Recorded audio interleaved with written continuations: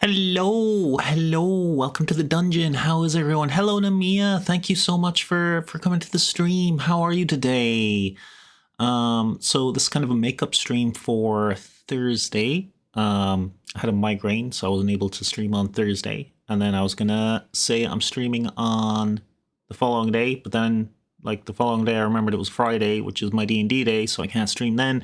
So I moved to Sunday. Hi, hello, I am well. How are you? I'm doing great now. My head is not throbbing in pain, which is nice. I like that a lot. So today is going to be D&D stream, and I have our community mascot, the Grizzly Bean, little green guys about the place. I have the playable race for them. I would call that done. There's like just tiny little fixes in how long things last. I have the creature race, which I'm also calling done, like the monster race if you want them to be enemies in the game. And I have the Rainbird Warlock subclass,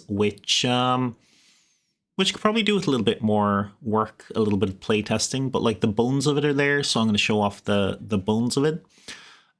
So there's going to be a lot of like going through text and reading stuff tonight. So I hope you don't mind that too much. There will be snippets of lore in there that are fun, I hope. Yeah, I think I can just kind of jump into it. This is my D&D table Namia.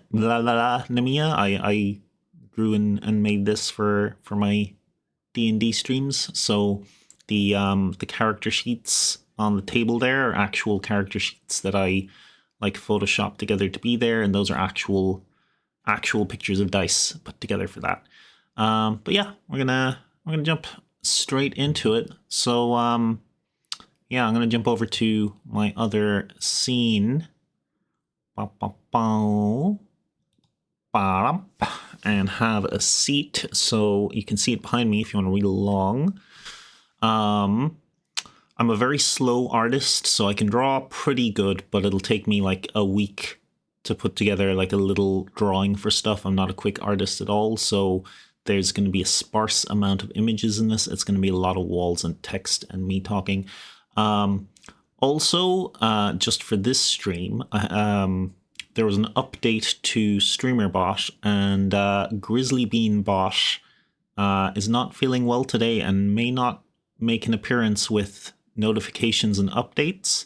I'm 90% sure all of the redeems and everything should work, but they just won't pop notifications in the Twitch chat. But the redeems themselves should all work. I hope. We'll see. I'm also going to put on some background music. Let's get some background music. Just something chill in the background while I read as well. Just something low volume. What do I use? Game Chops. Game Chops. We like Game Chops here. We support them.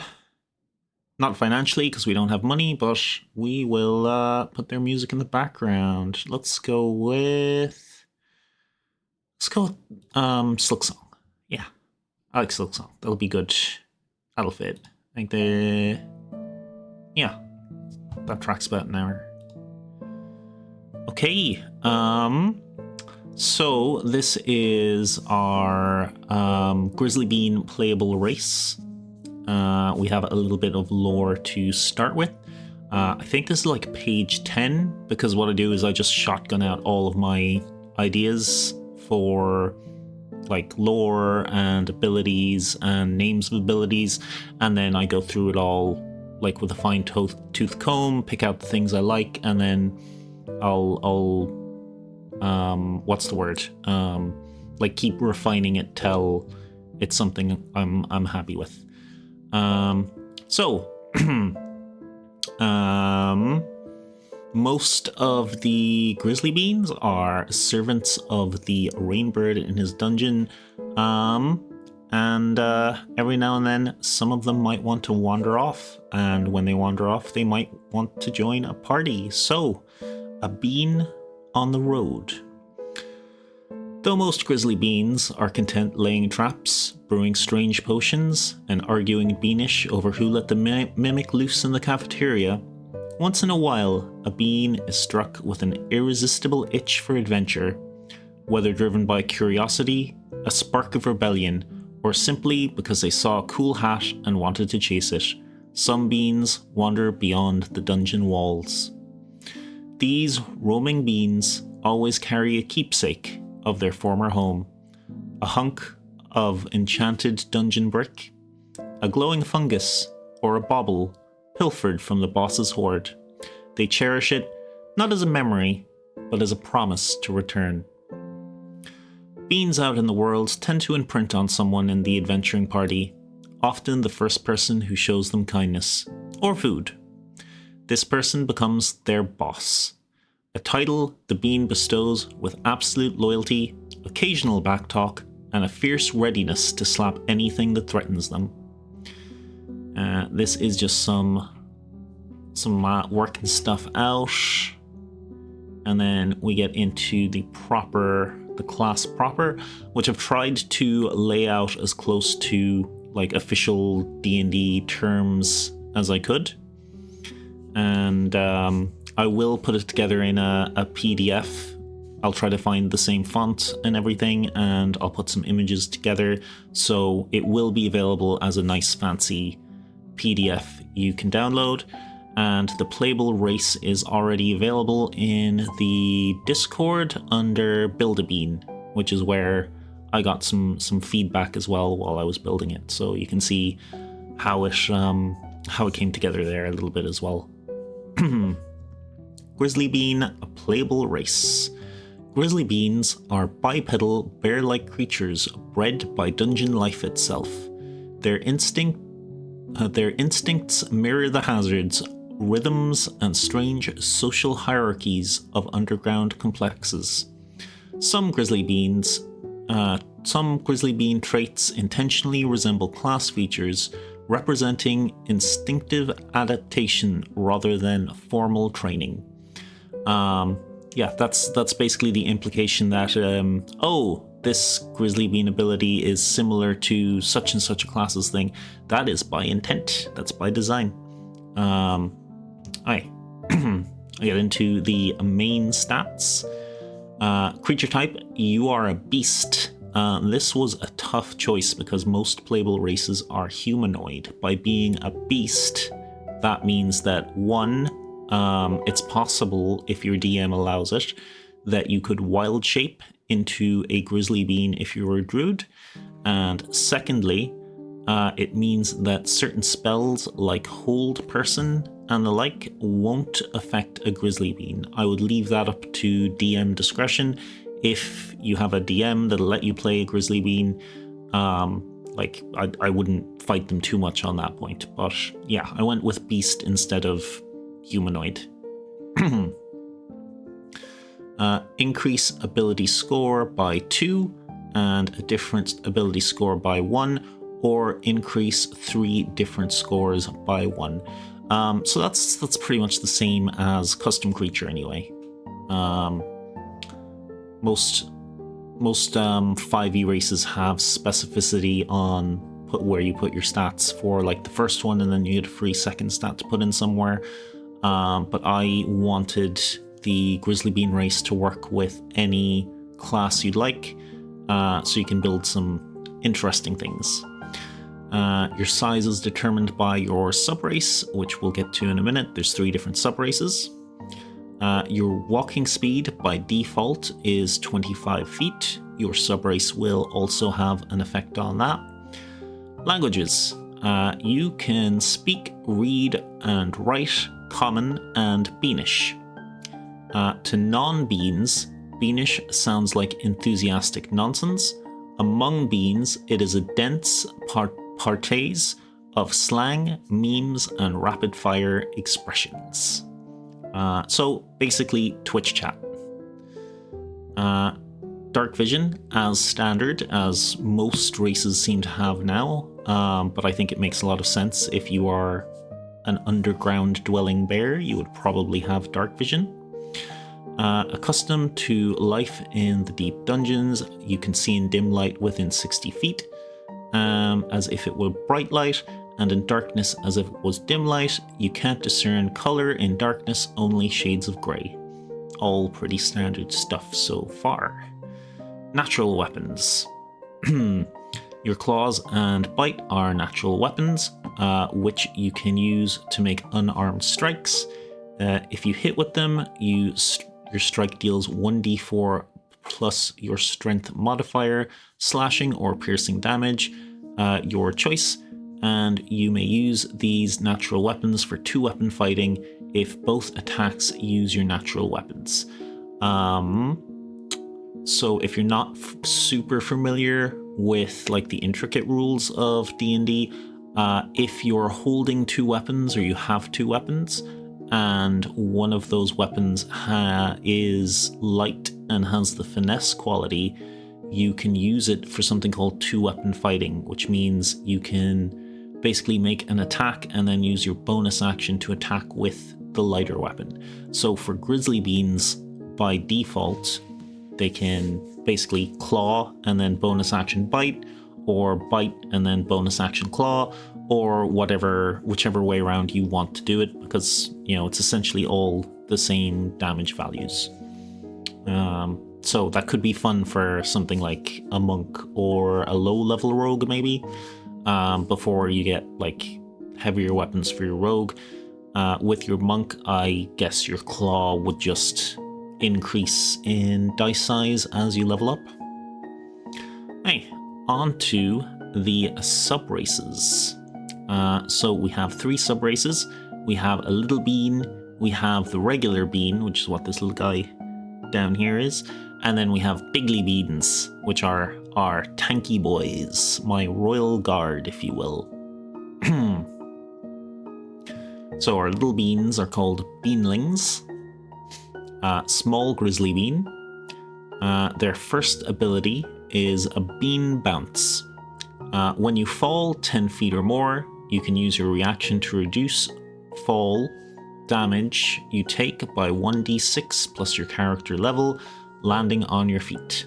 So 1d6 plus 1 at level 1, that's like a max of -7, and 1d6 plus 20 when you're like level 20, that's like a max of 26, and that is a decent chunk off fall damage for the most part. In addition, as a bonus action, you can curl into a compact shape and bounce up to 30 feet in a direction you can see. This movement does not provoke opportunity attacks. Vertical movement gained this way cannot exceed half the distance traveled. You can use this bonus action a number of times equal to your proficiency bonus, and you regain all extended uses when you finish a long rest. So basically, you can curl up into a ball and chuck yourself like up to 30 feet, and if you're chucking yourself 30 feet, you'll be able to go 15 feet high as well. With the movement speed being 25 by default, this gives an extra movement option that you can use a couple of times a day, and a little bit of verticality with that 15 feet on the bounce as well.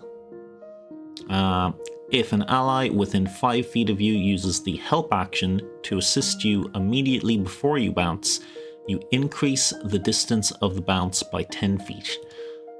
So my sort of mental visual concept of that is the bean rolls into a ball, and then one of the other party members basically basketball throws or punts them an extra 10 feet onto the distance they could bounce.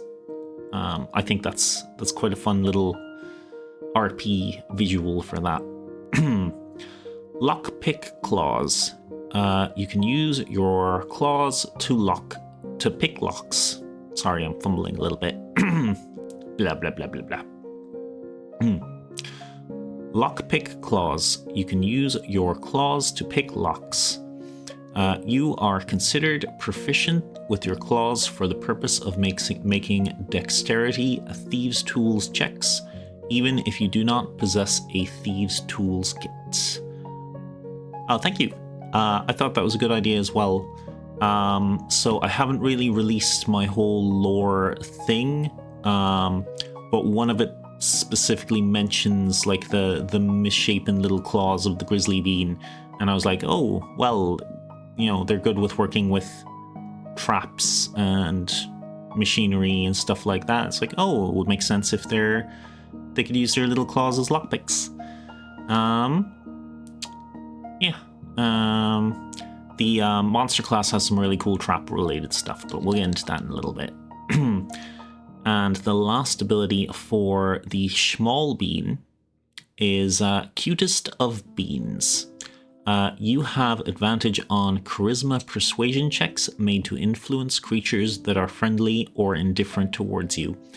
And for this one, I really picture Puss in Boots from like the Shrek movies where he does the big eyes. My model cannot do that, but you know, he does, like, he looks up at you with the big eyes. That's I picture that for the small bean. So yeah, that is the small beanling. The grizzled bean, which is our medium bean, is little fella here. It is cute. I think it's very cute. I think they'd make very good rogues as well with that bounce ability. Troublemaking rogues for sure. So your grizzled bean is kind of your default bean. They're like a little more jack of all trade. They're probably going to be less useful for rogues. The bigly bean is probably better for your heavy hitters like barbarians and stuff. I think grizzled bean holds a nice spot where it can be like the middle classes. It'd make an okay fighter or barbarian, but you might as well be like a sorcerer or a druid if you're going grizzled bean. I'll get into it though. Medium, a grizzly bean. Your first ability is Fleet of Paw. Your walking speed increases by 5 feet, which means the medium bean gets its full 30 feet movement like most of the other creatures, instead of having like a special movement ability or just being slow like the small bean or the big bean. Dungeon Muscle, you count as one size larger when determining your carrying capacity and the weight you can push, drag, or lift.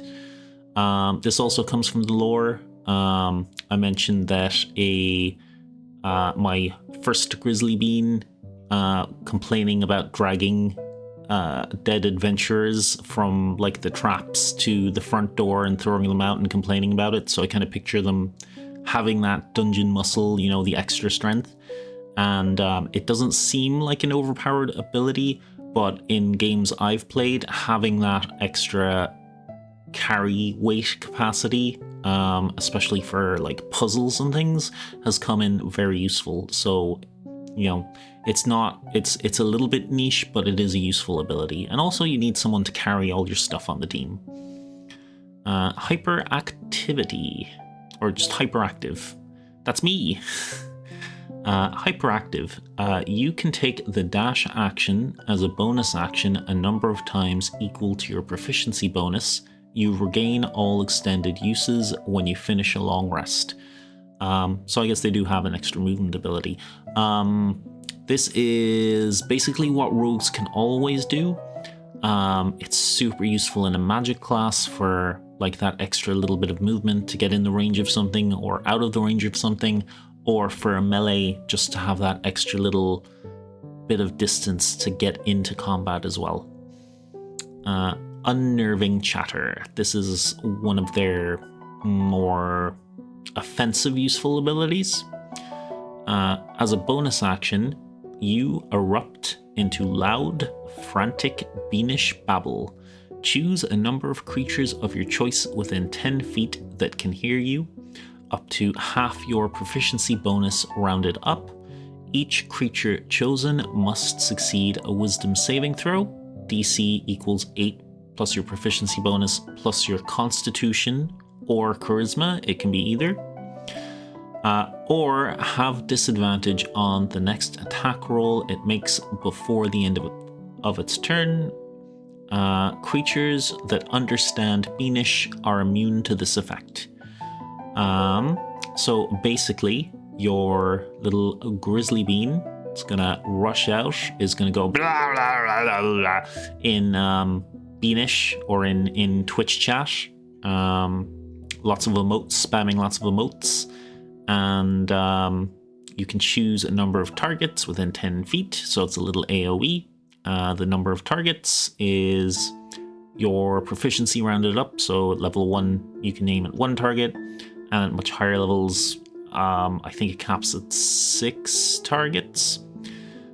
You can only use this ability a number of times, so you know it has its caps.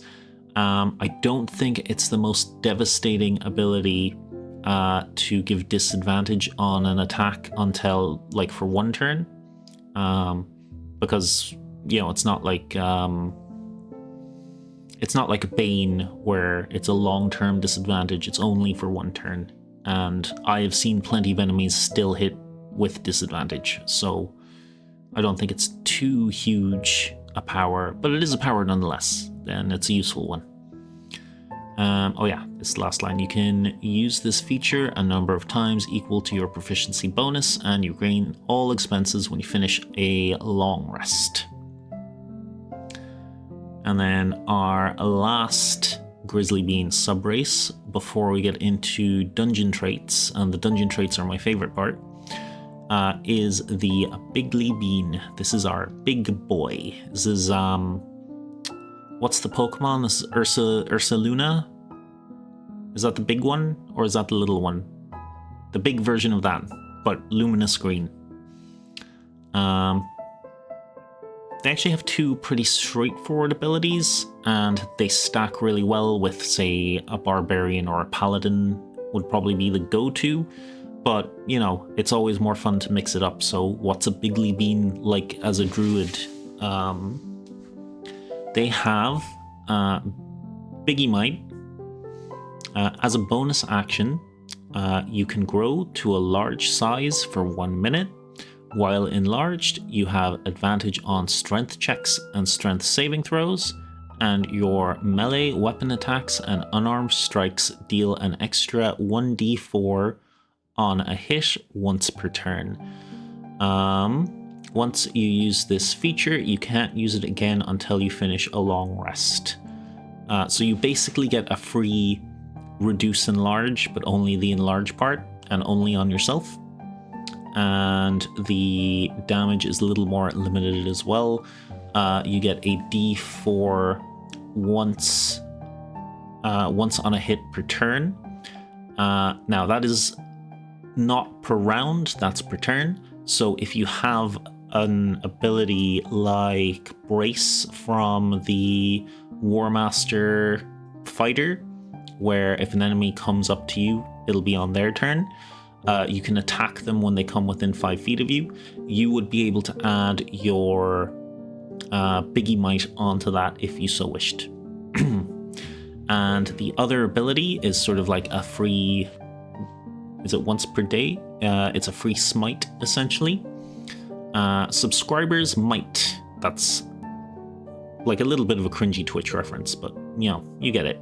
I'm a Twitch streamer. What are you gonna do? Once per long rest, when you hit a creature with a melee weapon attack or a spell attack, you can deal an extra 1d8 force damage, and the target must succeed on a strength saving throw, DC 8 plus proficiency plus charisma, or be pushed up to 10 feet away from you. I don't think the movement part is like the most, like it's niche. It might be useful sometimes, but the extra d8 is very nice, and the fact that you can use it on a weapon attack or a spell attack is also very useful. It's probably most useful to sort of be stacked with your heavy hitting spell or if you can smite stack, which is what I do with my warlock paladin, is you can stack the different kinds of smites. So you can use divine smite and then one of the bonus action smite spells, and then you can throw subscriber's might in on top of that for an extra d8. And I don't think that's too bad for an ability you get at for like a racial ability. Okay, now my favorite part about the Grizzly Beans is the dungeon traits, because the subrace kind of gives you your appearance, but the dungeon traits, I think I did a really good job of getting like the concept of Grizzly Beans down. This is what they are fundamentally. So the first one is you get to choose one of the following dungeon traits. So you get the basic stats at the top, you choose one subrace, and then you choose one trait. Dungeon Bred. You are instinctively attuned to dungeon environments. You have advantage on intelligence investigation checks made to detect hidden doors, traps, hazards, or structural weaknesses in dungeon-like environments. You can move through spaces as though you're one size smaller while in the dungeon-like environment, such as stone corridors, ruins, or tunnels. Once per long rest, when you take damage from a trap, you can use your reaction to half the damage taken. So that's very much the I am a creature that lives in a dungeon trait. Probably most useful for if you know your campaign or your one-shot or whatever is actually going into a dungeon. But, you know, it'll also work in, as it says, what is it, stone... dungeon-like environments such as stone corridors, ruins, or tunnels. So, you know, cathedrals and that sort of thing. Maybe city streets, like a Victorian city street would count as well. That's kind of DM discretion on the specifics for that. Unwavering loyalty to the boss. That's sort of calling back to the little bit of lore at the start. You imprint upon a creature who has shown you kindness or provided you with food. You designate this creature as your boss. You can take the help action as a bonus action, but only to assist your boss. When a creature within 5 feet of you makes an attack of opportunity against your boss, you can use your reaction to make one melee weapon attack against the attacking creature. So this is very much a specific support role. I can kind of see, where people would use it. Like if you want to, like a new player, if you're someone who wanted to specifically support a new player on their first campaign, unwavering loyalty to the boss might be a really good one for you to pick, so you kind of have a built-in RP reason to stay with the newbie, to help them out, to use your bonus, use your help action bonus actions to help them get more of their attacks in, and you know that'd mean, you know, more advantage for them, which will mean more hits, which will mean more fun playing the game for them. And yeah, I can see where it can be used. I have a mental image of it. I don't know how to explain the mental image I have for it, but I hope you get it. Okay, and my favorite one, the one that I would pick personally, is Trap Master, because I don't think the trap items in Dungeons & Dragons 5e or 2024, is that what the version is? 6e, 5.5e, 5e and the new one. I don't think they give traps the love they need, and this kind of makes them a core feature for your race, basically. You instinctively collect and repurpose dungeon debris. During a long rest, you can spend 1 hour crafting improvised tools and hazards.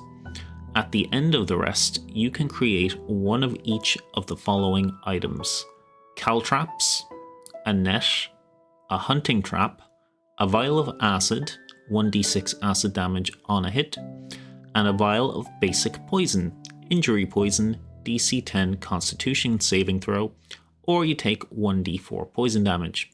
You can have only one of each item at a time. Creating a new item replaces the old one. Just to clarify what I mean by that, I think I have to reword that slightly. Basically, you can have one of each of all of these. So you can have one set of caltraps, a net, a hunting trap, a vial, etc. on your person that you can make. You can make one at a time each night. But if you make a new one of one you already have, then that replaces the old one. You have proficiency with nets and improvised thrown vials. You can throw caltraps as a bonus action, and you can set a hunting trap as a bonus action. So you get a little bonus with all of your trap items there pretty much. When you apply acid or poison that you create to a trap you made, doing so requires only an object interaction. So it's usually an action to put down a trap, and then a bonus action. No, it's a full action to put poison on something, actually. So it's a full action to put down a trap, and then it's a full action to put poison on it. With the Trap Master, it's a bonus action to put down your trap, and then it's just your object interaction to put the poison on it. So you get your poison trap out in one turn, essentially. Which is really useful if you can get an enemy to step in your hunter's trap, I guess. I super like traps, but I'm a dungeon boss, so of course I do. Yeah, that is the whole of the Grizzly Bean playable race. If you like it, it's available on the Discord. If you have opinions on it or you hate it, please also join the Discord. Let me know if you think there are things I should change, things that aren't balanced.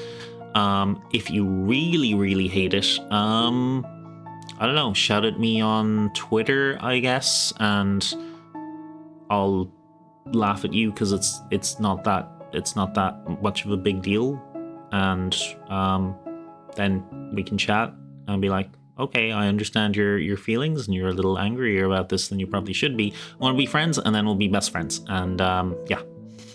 And it'll be like a whole enemies to best friends thing. Okay. Then we have the creature stats. So this is basically if you want to drop grizzly beans into your game as creatures for you to fight. Hey Indy, welcome in. I'm actually talking about D&D for a change. I was just going through the playable race stats for the Grizzly Bean, which is my little community mascot. Welcome in, how are you? What's your little emote guy? So cute. Baker Spooky. I like him.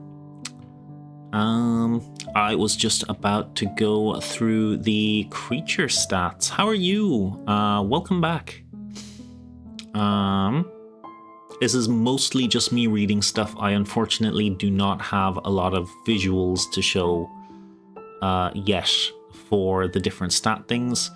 I will be putting together like really pretty PDFs, but this is essentially like the work in progress Word documents for everything. So, you know, it's not the most exciting, but I'll be going through it all. Grizzly Beans. A family of dungeon-dwelling creatures that thrive on preparation, noise, and improvised chaos. In the deepest recesses of the Grizzlewood dungeon, past cursed corridors and deathly traps, dwell the Grizzly Beans. Bipedal, neon green bear-like creatures known for their giggly gibberish, unpredictable nature, and tireless work ethic. I'm good. He's the baker from one of the games I play for my channel. It was a god game, but very emotionally devastating. Lol. Oh, it was a good game. Okay, I'll have a look into that. Nice. He's super cute though. The little emote. I like him a lot. So that makes me want to look into it more. Oh, I was also looking up Witchlight as well. Created, found, or perhaps cursed by the dungeon boss with too much time and a Twitch account, beans are fueled by chaos, caffeine, and memes. They're fiercely loyal to their master, delightfully unhinged, and unreasonably good at laying traps. Traits. All beans. Dungeon implements. This is my favorite thing about it. This is like the gimmick of them as a creature. The bean is proficient with nets and improvised thrown weapons such as vials, scrap bombs, or similar objects. See the quick reference, that's at the bottom of the page, they'll show in a moment. They speak Beanish, which I mentioned before. Beans speak Beanish, a rapid-fire meme-laced jargon that sounds like nonsense to non-beans. And then it goes into the 3 different variety of beans, so I kind of copied the whole sub-race thing here as well. The game was Grimm's Hollow. It was about 3 to 4 hour game and touches on death and depression as a disclaimer. I'm kind of already sold on it just by the description. Grimm's Hollow, that sounds familiar, so I might have come across it before, but I'm going to put it on my, I'm going to look it up, and then I'll see if I like the look of it, and then I'll put it on my wish list. Yes, that's the plan. But, yeah, I'll look into it. Okay. Yeah, much like the playable version of the Grizzly Bean, we basically have a little one, a medium one, and a biggie one. And the biggie one is kind of tanky, and the little one is very sneaky and can take pot shots and stuff. Dungeon implements is kind of their gimmick. There are a number of different items that I have referenced that you can equip them with. Some of them seem kind of standard, and some of them are kind of silly and fun. So your Beanling Scout is a small beast, chaotic neutral by default. AC is 13, HP is 9, speed 30 feet, climb 20 feet. So they can get around pretty nipply. Stats, they got a 0 in strength, 2 in dex, a little bit of con, a little bit low in intelligence, a little bit of wisdom, a little bit low in charisma.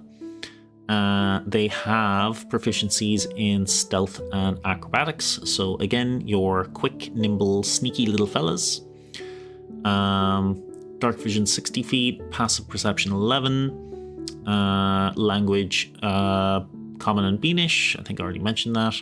The CR, I'm putting it roughly a quarter. I'm not the best at CRing things, but like I used a couple of online tools that are like you put in your details and it says this is the CR, and the general agreement between trying a couple of different ones was that it was about a quarter. So I'm going to stick with that.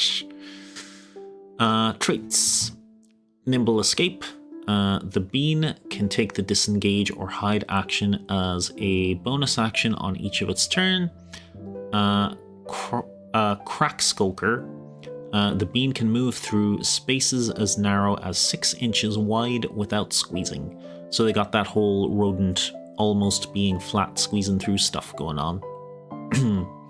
But yeah, this just keeps a whole nimble, sneaky, draws the adventurer towards the traps. That's their job. They pull them in. Actions, claw, +4 to hit, 5 foot reach, and like average 4 damage on attack, slashing. Okay, the dungeon implements example, and remember you can equip them with any implements you want, so you can really mix up your game over multiple encounters. The suggested ones are the Pebble Sling and the Scrap Dart, which are both +4 to hit. They're 20-60 feet range. Single targets and like roughly 4 damage for a hit. The only difference is one is bludgeoning and one is piercing, and whatever description you want to give to them. But they have basically their close range and long range attacks. And as mentioned, these are the guys to sort of draw in your adventurers, draw them into an ambush or a trap.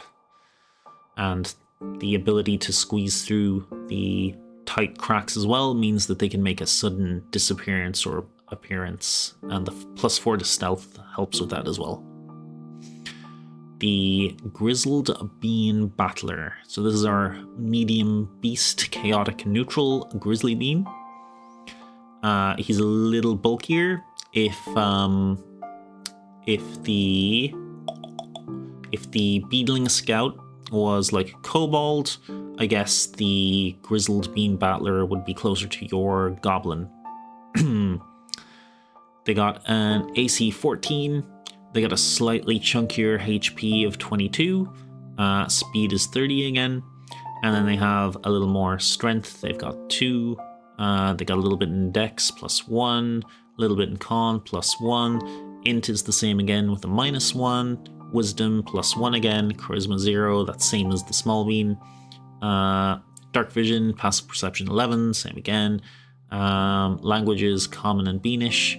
And the challenge rating goes up to 1/2 because they're stronger, bulkier boys. Okay, and their traits. Trap-wise. The Grizzly Bean ignores difficult terrain caused by dungeon hazards or debris, does not trigger traps it has seen or helped set, and has advantage on saving throws against traps. So these guys can get sort of in and amongst the traps you've set for your adventurers. And then Unnerving Chatter, which is similar to the racial ability. It's got a recharge 5 or 6, so at the start of your turn, at the start of their turn, you roll your d6. If it's a 5 or 6, the ability recharges, same as a breath weapon. I really like recharge abilities, I've been using them a lot. As a bonus action, the bean unleashes loud, frantic, beanish chatter. Each creature of the bean's choice within 10 feet must succeed a DC 11 wisdom saving throw or have disadvantage on the next attack roll it makes before the end of its turn. Creatures that understand beanish are immune. And then actions, we gave the Grizzly Bean a multi-attack, so it can use 2 claw attacks or an improvised weapon. Its claws +4, 1 target, 5 feet, and it does 6 damage slashing. So slightly more damage than our little bean, which is to be expected. The dungeon implement examples, again, you can give them any implements you want. The implements will be at the end of the list here, and I'll go through all of those. But the suggested examples are the Thrown Vial of acid or weak poison, as like a ranged option, and the other suggested one is a net launcher, which is a single-use ranged weapon attack. It's a +4 to hit, range 15-30. 1 large or small creature hit. The target is restrained as if it was hit by a net. DC 10 escape. The launcher breaks after use. So it's a one-use one-use net that you can use at long range once, essentially. I said once 3 times there, didn't I? You get the idea. Next up is the Bigly Bean Brawler. So this is more of our, orc? Half-orc? This is our big boy. Large beast, chaotic neutral. AC is 15, so they're a little hardier. HP is 45, so I think that's nearly double the medium bean. Speed 30 feet. Our strength is going way up to a +4. Dex is slightly lower with a 0. Con is 2. Intelligence a little bit lower with a -2. And then Wisdom and Charisma are flat 0s. Dark Vision, Passive Perception 10. Languages, Common and Beanish. These guys are going up to challenge rating 1. Traits. Bulky presence. The area within 5 feet of the Bigly Bean is difficult terrain for hostile creatures. That might not seem like much, but keep in mind that if a player is within 5 feet of the Bigly Bean and it uses a action to disengage and run away, it is going to have 5 less movement at the end of the day, which means they'll get 25 feet instead of 30, which means the Bigly Bean can very easily catch up with it then. Also, if a character runs across a number of spots or runs around the Bigly Bean, they're also losing out on a couple of feet of movement as well. Actions, multi-attack, pretty standard. The Bigly Bean makes 2 slam attacks, and the slam attack is a +6 to hit, 5 feet reach, 1 target. Average damage 10, 2d6 plus 4, so same as a great weapon, except it is bludgeoning. Did I say great weapon? I meant great sword. And then the ground slam, which is a recharge on a 6. The Bigly Bean slams the ground. Each creature within 5 feet must succeed on a DC of 14 strength saving throw or be knocked prone. That's a slightly higher DC, and being knocked prone is like a big deal, so, having an AoE of it is a pretty strong ability, I think. But they're designed to, get in there and cause, most distraction. They take most of the attention, while the medium beans are kind of picking away from the sides, and then the little beans are further back. That's the general concept of the interaction there. Then we have the list of the dungeon implements. Little quick reference. So your big bean does not get a dungeon implement, but the medium and small ones, you can give whatever implements you want to change up the encounter. So they're really quite versatile and reusable depending on the situation. So there's a couple we already went through. The Pebble Sling and the Scrap Dart are essentially the same, except one is bludgeoning and one is piercing. The Thrown Vial is, more or less your regular acid vial. So is the Thrown Vial of Weak Poison. It's pretty much a regular vial of weak poison with a d4 damage and a Constitution saving throw. They could also use that to apply to weapons. Caltrops as standard caltrops, just like you get in the Dungeon Master's Guide or the Player's Handbook. Hunting Trap, again, just like the Player's Handbook, it's a regular hunting trap. And then a couple of the more unique items that you can just find on beans. The single-use net launcher, which we kind of went over. The Scrap Bomb. Thrown explosive, range 20 feet. Creatures within 5 feet of the impact make a DC 10 dexterity saving throw, taking 1d6 piercing plus 1d6 fire damage on a failed save, or half as much on a success. The bomb is destroyed on use. So with this, you could also do basically Saper or Sapper mini Grizzly Beans. They just hold up their scrap bomb and run at the adventurer and just explode in their faces. Hunk of Enchanted Dungeon Brick. Improvised thrown weapon, range 20 feet. On a hit, the target takes 1d4 force damage, and roll on the dungeon brick effect table. The brick crumbles into inert dust after use. And then it has a couple of different abilities. Jubilant Ricochet, the brick rebounds with inexplicable enthusiasm. After hitting the target, it bounces to another creature of the thrower's choice within 5 feet of the original target, dealing 1 force damage, no attack roll required. So that's just like a fun little bounce to another player. I think that's cute RP wise. Just chucked a brick at someone, hit them in the head, and bounced off and hit someone else. Dungeon feedback. The impact releases a pulse of ancient dungeon magic.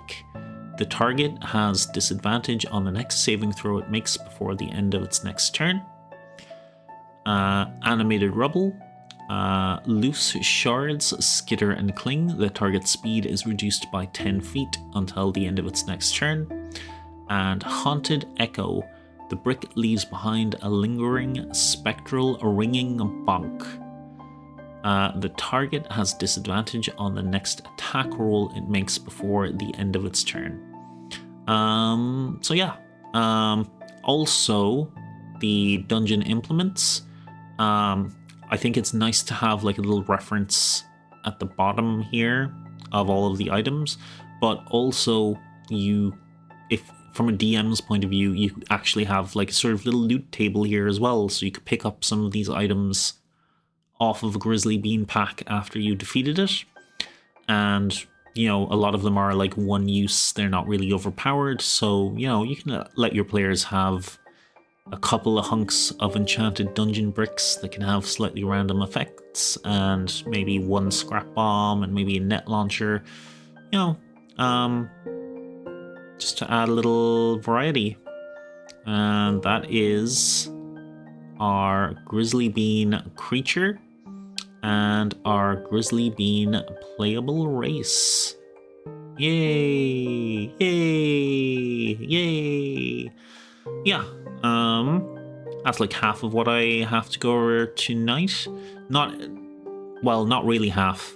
Like the sub race I did up is like way longer than all of what I've gone through so far. Bean is a cutie, it sounds like fun. I think they're going to be super cute. I haven't gotten to play test them properly. I will probably be introducing them as a creature just to test that out, like next chance I get to DM. But I don't know when I'll get to run them as an actual character in-game. I've only been able to do like testing on my own so far. If you two, Namiya and Indy, if you want to roll up Grizzly Bean playable race characters, I don't know when it would be, but I'd be happy to throw together a miniature on-stream game if you'd like.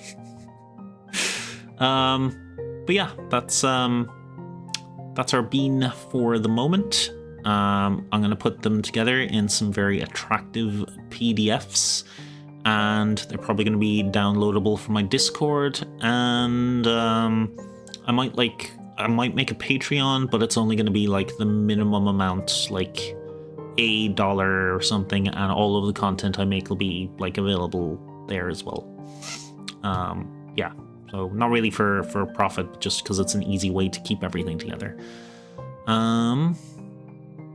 You should be writing down D&D stuff. You should put me on your second monitor, and you should have a notepad open and be coming up with really cool, brilliant ideas, because I know you're full of them. Yeah.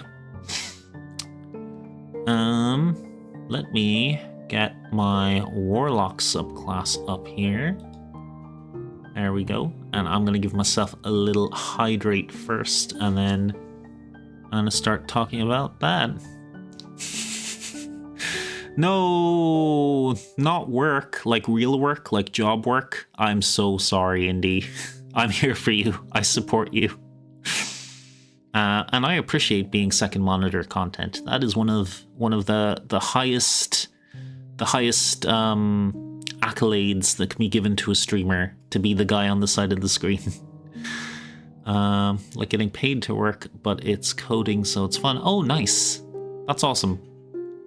I did coding adjacent work, but it was like customer facing stuff, so less fun, a lot less fun. Especially when I worked for Google for Workspace. Those were times. But I did manage to listen to a lot of podcasts between calls, at least. Yeah, just having to hydrate for a second, and I'll be right back to it.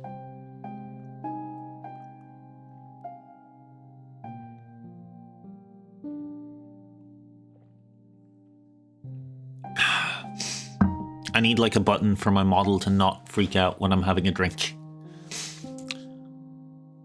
Yeah, I don't have to talk to customers, and right now my client is my mom. Lol. Aww. Aww. That's nice. That's great, in fact. I like that. My mother is not tech savvy, so if she does need any help from me, it is essentially still tech support. Also, looks like we have an ad coming up. It looks like Grizzly Bean Bot is still out of commission, but it does look like my notifications come directly through my account when it's out of action, so, you know, at least we still have that. Aye. Okay, let's see. So the premise of the Rainbird Warlock subclass is, I didn't want to go with, like, direct power fantasy, like throwing out bolts of 10d10s every turn. I thought that's not really my style. I wanted something that is like high strategy, high reward.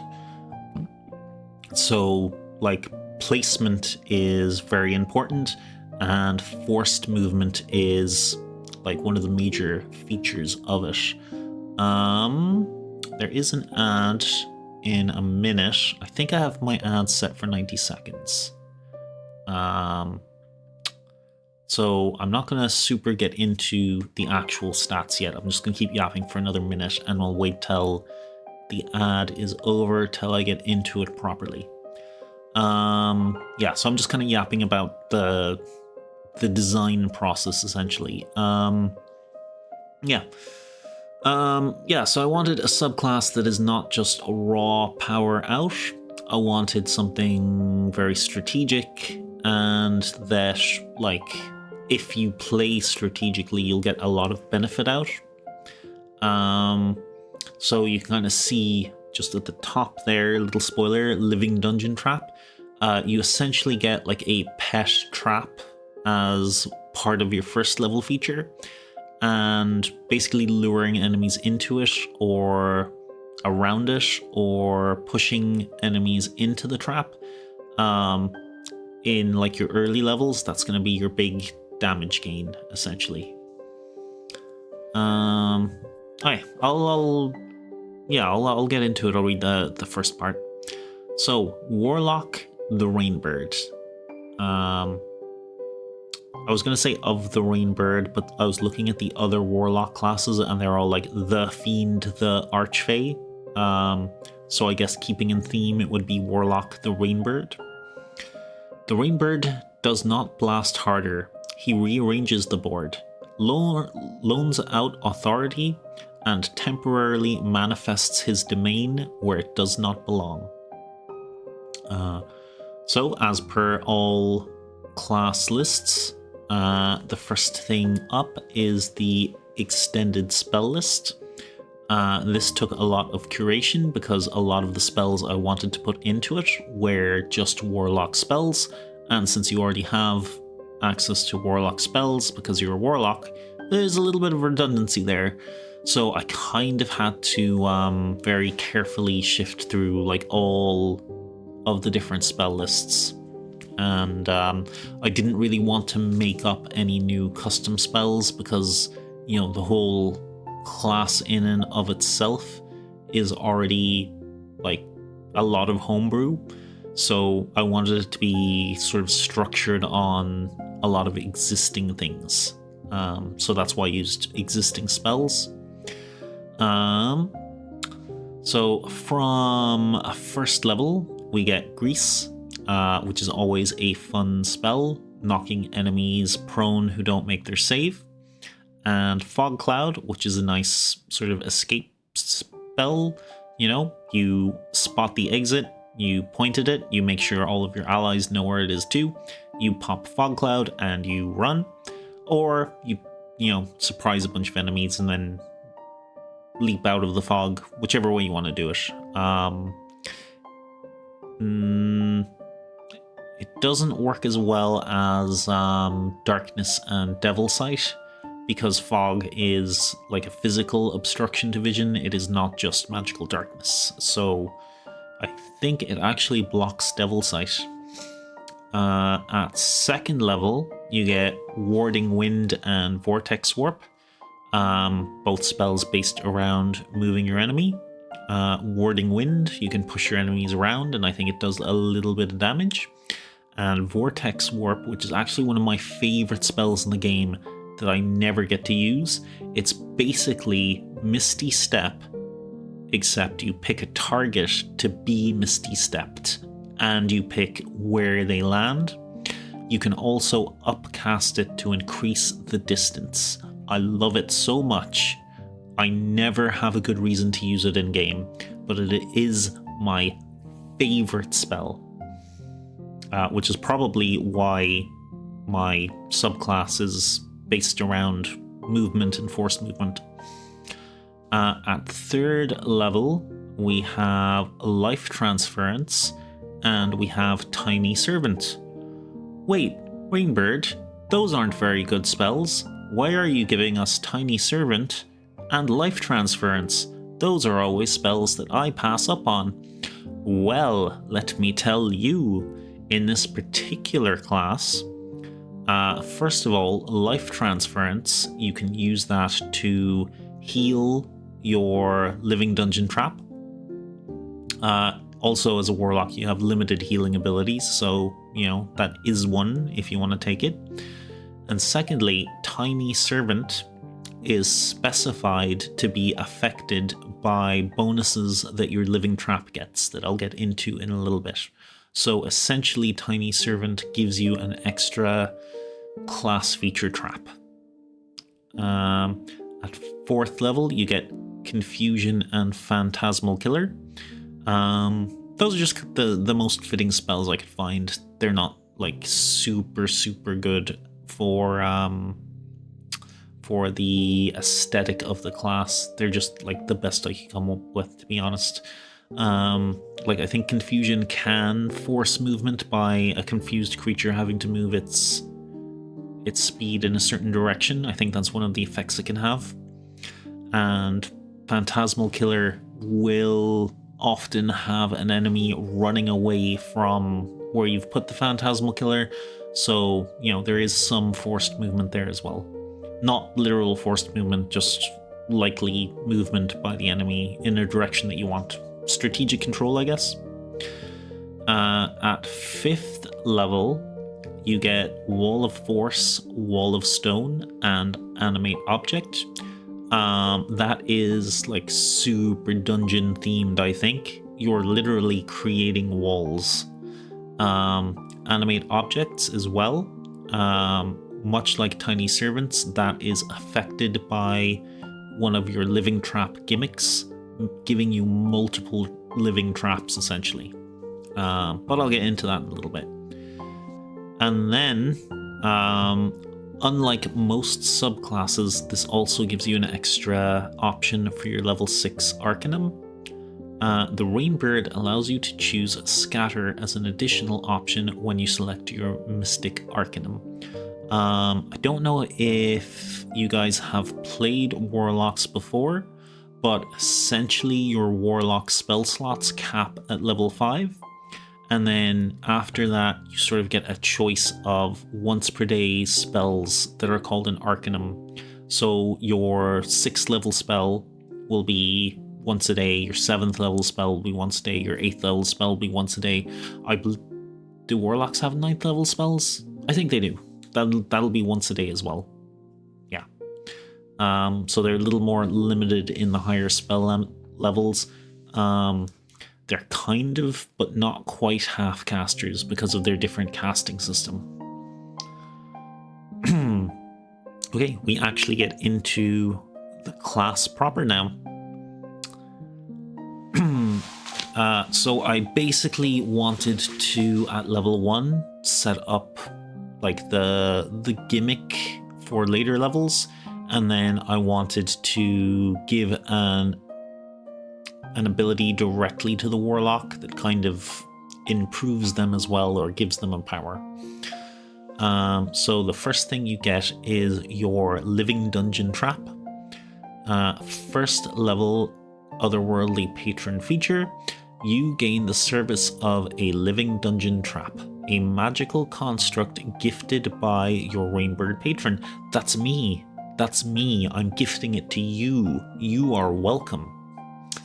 The trap is a persistent presence on the battlefield and skills as you do, so it becomes stronger with you. How I picture the dungeon trap in my head is like an actual bear trap, but that's its teeth, and it like noms up and down, and it like jiggles in place. Trap statistics: it has an AC of 13. Hit points are 8 plus your warlock level by 3. Its speed is 0 feet. Its attack is your melee spell attack. It does piercing damage. And, oh, did I say use spellcasting modifier twice? I guess I did. I kind of said use your spellcasting modifier twice in 2 different ways. Melee spell attack, piercing damage. And the damage from level 1 to 5 is a d8. That goes up to 2d8 at levels 6 to 13. And then it's 3d8 at levels 14 plus, which kind of fits with, like if you dig deep into how 5e works, essentially at level 5 or 6, your damage per round should be doubling. And then at level 14 to 20, it's essentially tripling. That's the theory, but as we know, melee kind of falls behind casters in the later levels. Okay, trap customization choices. This is where your living trap really comes alive. When you summon or rebind your living dungeon trap, you choose one effect. At level 14, choose 2 effects instead. And this is also what will be applied to Tiny Servant and Animate Object as well. So you have a couple of abilities to choose from, and you can switch them out at a rebinding, which you can do at a short or long rest. Sticky Jaws. On a hit, the target is grappled. Escape DC is your spell save DC. Snaring Anchor. The trap sprouts a chain-like tail with a spike at the end of it that it can dig into the ground. On a hit, the target's speed becomes 0 until the end of its next turn, unless it succeeds a strength or dex saving throw. Essentially escaping from a restraining grapple there, basically. Also with a little bit of that sentinel hitting, reducing movement to 0. But you can kind of see the idea. It has a little tail with a spike in it that it digs into the ground, and then it's a bear trap, so, you know, they can't move. Failing Mechanism. When a trap is reduced to 0 HP, it explodes, dealing 1d4 force damage in a 5-foot radius. So essentially you can turn your trap into a little AoE explosive. Pressure Plate Reflex. When a creature enters a space adjacent to the trap, it may provoke a reaction attack using your spell attack modifier. So again, this is like the Battlefield Master Fighter with Brace. If it comes into the 5 feet and your trap has its reaction, it can nom. Bleeding Mechanism. On a hit, the target takes 1d4 damage at the start of its next turn, unless it succeeds a Constitution saving throw. It's just little bonus bleed damage there. Disorientating Snap. On a hit, the target has disadvantage on the next dexterity saving throw it makes before the end of its next turn. Resonating Clatter. When the trap hits or is destroyed, creatures of your choice within 10 feet have disadvantage on their next attack roll. So that's if your trap hits it, or if your trap is exploded or destroyed. Wouldn't always explode unless you have that specific ability. Grasping Iron. Creatures grappled by the trap have disadvantage on checks to escape if they're wearing metal armor or carrying metal weapons. It's basically because your trap is iron, so it's ferromagnetic. Did you get it? Like, also like, you know, kind of weird niche spell like that. Like, if you're fighting knights in armor and stuff, it'd give you an extra little thing to catch them. Also, combining grasping iron with the snaring anchor. So an opponent with armor, it's being grabbed and it can't move, and then you throw in heat metal. Nasty combo. And this subclass is full of like little combos you can build like that. And then the last one is Scuttling Frame, which is probably not the optimal one, but I can imagine a lot of people would go for Scuttling Frame as like their default or their standard one. Scuttling Frame, the trap sprouts clicking limbs, hinges, or segmented legs. The trap gains a walking speed of 10 feet. The movement does not provoke opportunity attacks, and the trap cannot take the dash action. You can command it to move as a bonus action. Yeah, so imagine Scuttling Frame would be like a default one because you'll want your trap to move about. Very interesting. I hope it's interesting. I hope you're enjoying hearing about it, Indy. Repair and Persistence. On a short rest, the trap regains hit points equal to your hit die plus your Constitution modifier. So it essentially gets the same short rest healing as you do.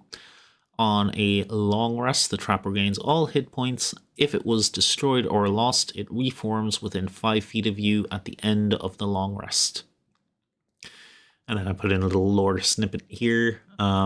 Even if completely destroyed or lost, after a long rest, the warlock awakens to the metallic whining and irregular hopping of a fully repaired living dungeon trap.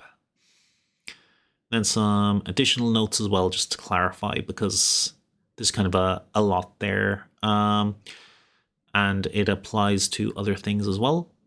Your living dungeon trap is inherently animated and always counts as a trap for the purposes of your subclass features. When you cast Tiny Servant and animate object functions, the animated object functions normally, but it counts as a trap for your trap customization options. You may apply one trap customization choice to each Tiny Servant you create. And then this is essentially the same thing again for animate object. When you cast animate object, the animated objects function normally, but they also count as traps for the purpose of your subclass features. When you cast the spell, choose one trap customization option. All objects animated by casting of animated objects gain that customization. So that becomes super, super powerful at... Is it your level 5 spell? You get animate objects. Essentially, you get what, like 12 small or 4 large high HP traps that have one of the above customizations that I just went through. And if you're over level 14, that's 2 trap customizations. So you could basically gather up a whole bunch of spoons, use animate object, and then send them in like self-sacrificial.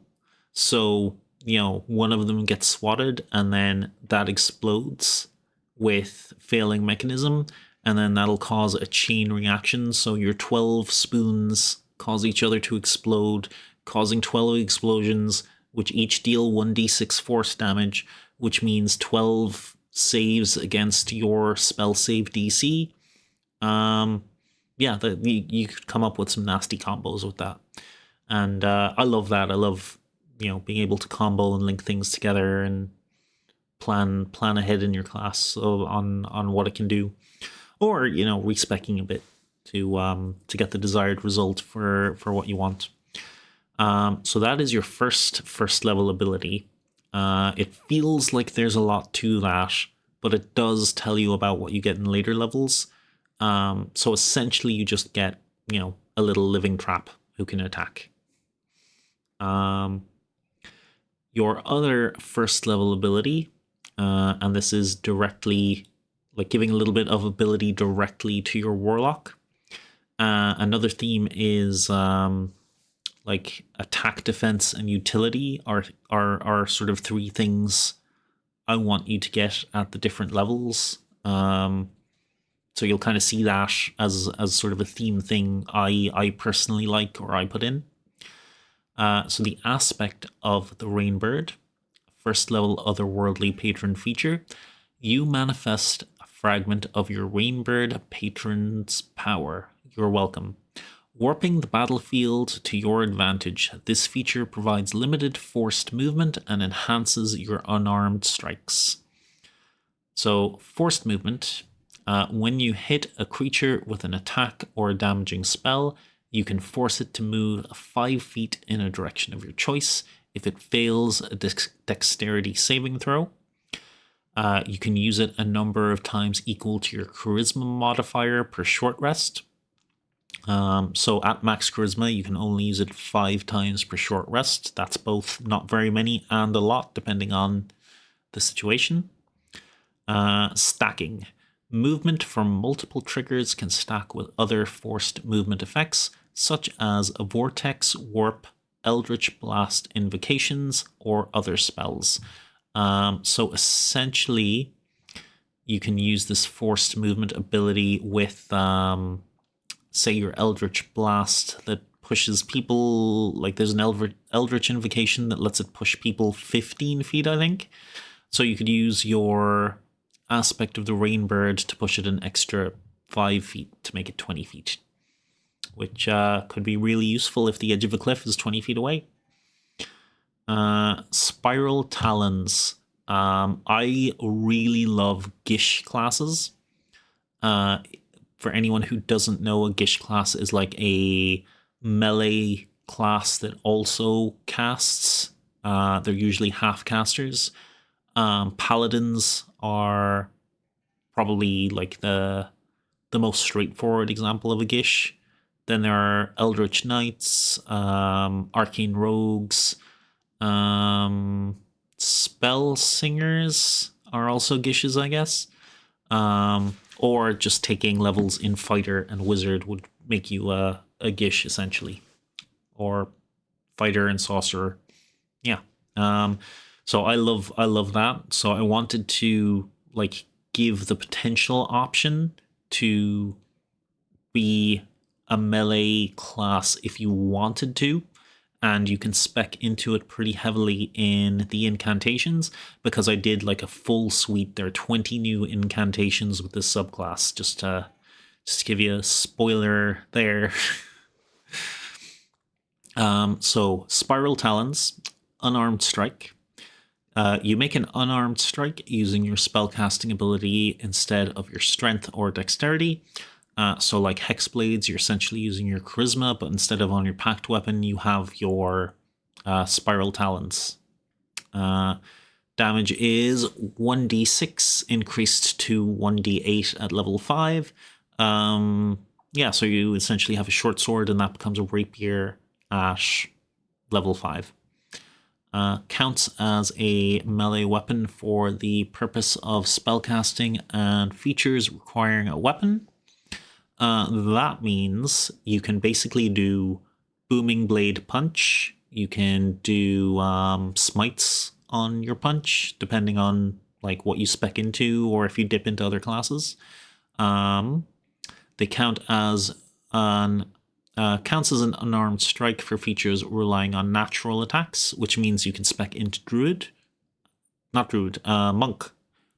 You could become a warlock monk, and that might actually be pretty viable with this particular subclass. And then flavor, your fingers become spiral marked talons temporarily.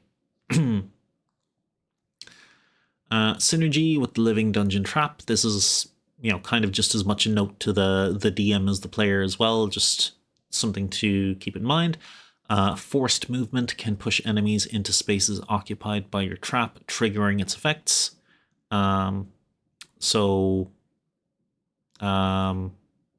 Attacks of opportunity or the ability that are similar to brace, pushing enemies in and out around your trap. That's essentially where a lot of your DPS or DPR will come from. It's damage per round. Spiral Talon attacks can interact with the trap if the DM allows, for example, by activating effects that trigger when hit or contacted. That's also pretty straightforward because your Spiral Talents are your specific Rainbird aspect ability. Hey. Then at 6th level, you kind of get an upgrade to all of your aspect of the Rainbird abilities. And the Living Dungeon Trap it doubles its damage. It goes from 1d8 to 2d8, I believe. Okay, so Rainbird's Winged Embrace. At moments of danger or opportunity, spectral wings unfurl briefly from your shoulders.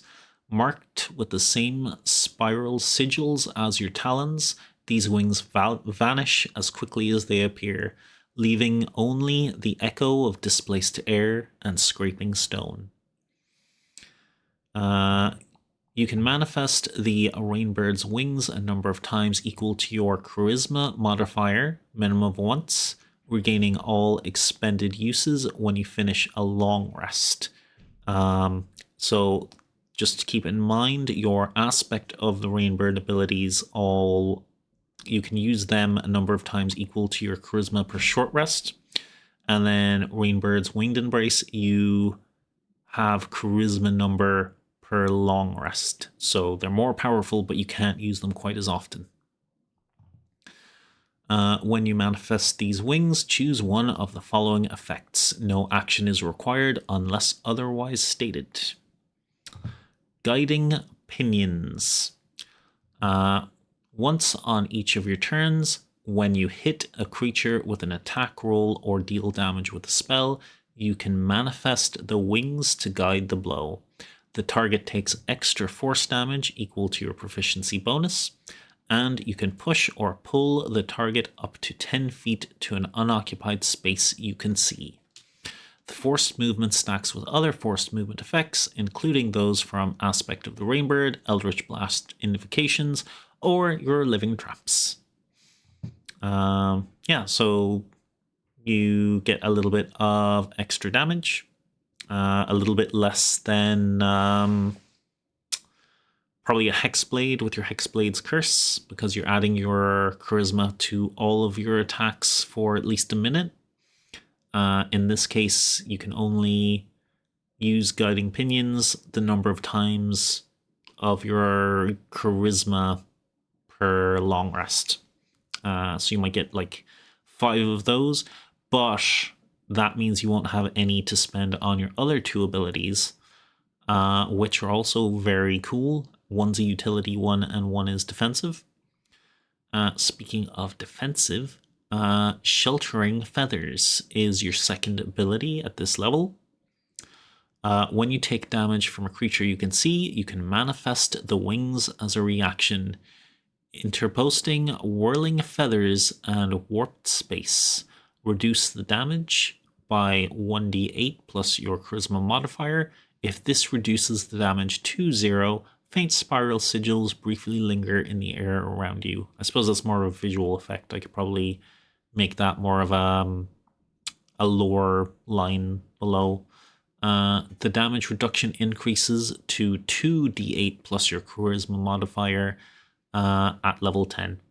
Not the biggest sort of block to damage, but taking away 8 plus your Charisma, 8, 9, 10, 11, 12, 13, taking away 13 damage, that could be the difference between, a KO or not. Sometimes 1 can be the difference between getting KO'd or not. And then your third ability is Arrested Descent, because you have wings. Why would you fall if you have wings? When you fall, you can manifest the wings to slow your descent. You take no falling damage, and you can glide up to 30 feet horizontally before landing, provided you end on a surface capable of supporting you. Basically, you have an emergency feather fall with a little bit of distance you can reach. There's also invocations to improve that as well. There's invocations for everything. I've made stacks of them. And then also at 6th level, just to remind you of what goes up, you have the enhanced aspect of the Rainbird. Your Spiral Talon damage goes up to 1d8, so it's essentially the same as Rapier. And your Dungeon Trap damage dice doubles to 2d6. Alright, at level 10, this is where you go from basically being a mook with a trap and some borrowed power from your Rainbird patron to being a dungeon boss. This is where the dungeon boss fantasy kind of starts to come into it. So you gain the ability Dungeon Militia, and there are also a couple options to change this as well, to add extra features to it with invocations, but we'll get those in a little while. Just has a couple of utility options. That's just the basic option.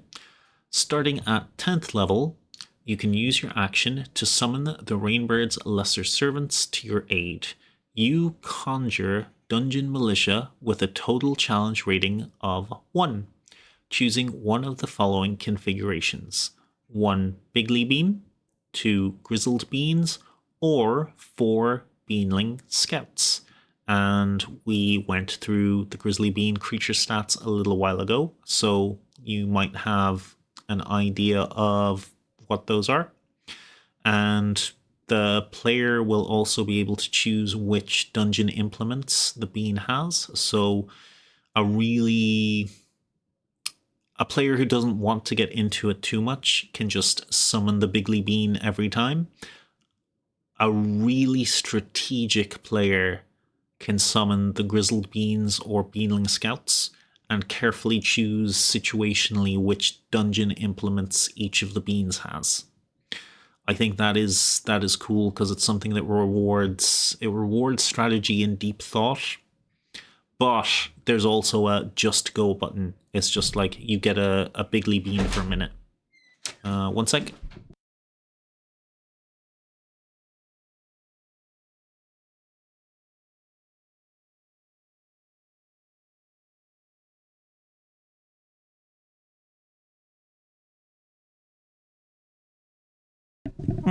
Sorry about that.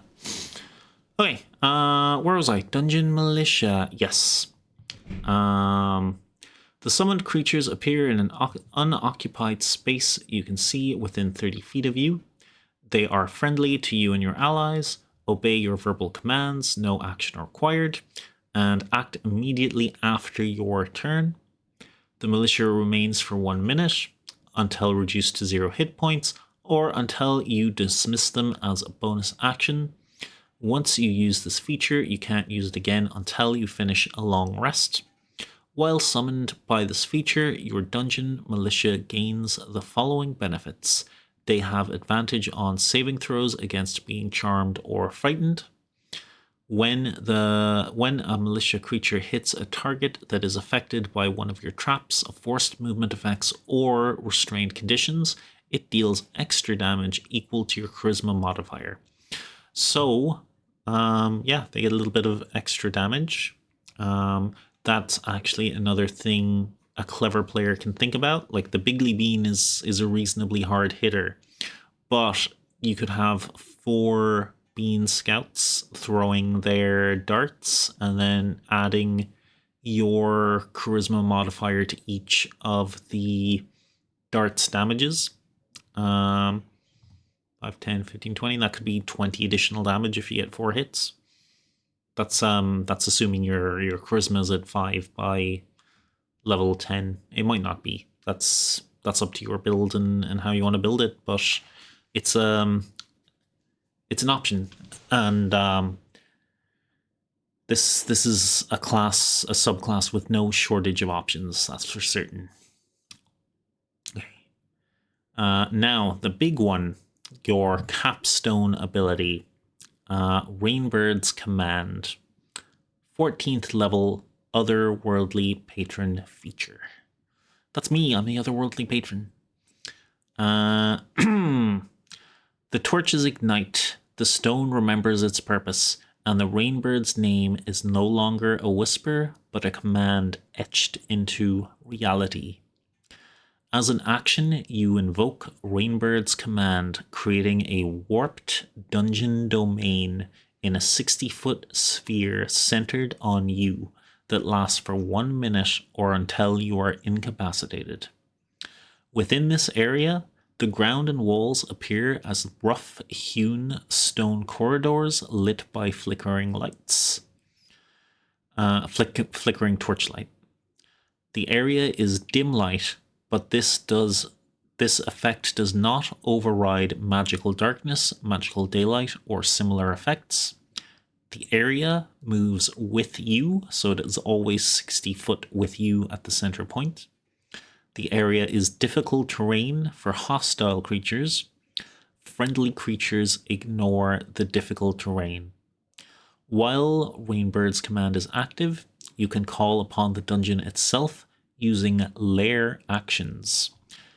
You can use 1 lair action per round. Choosing from the options below, you regain the use of Rainbird's Command after a long rest. So this is your capstone ability, and this is the peak of your dungeon boss fantasy. You, the player, are using lair actions every turn. Like, it works super well. Like, you should always work as a team, but this is like a moment. Casting this specifically on your turn is like a moment you can aura farm the hell out of if you want to. You are summoning the dungeon itself to your command. Okay, let's go through the lair actions, and some of them have interactions with your other abilities, which is good. I like that. It's how it should be. Shifting Stone. Bonus action. The dungeon subtly repositions its prey. Choose up to 2 creatures you can see within Rainbird's Command. That's your 60 feet around you. Each target must succeed a dexterity saving throw against your warlock spell save DC, or be pushed or pulled up to 10 feet to an unoccupied space you can see.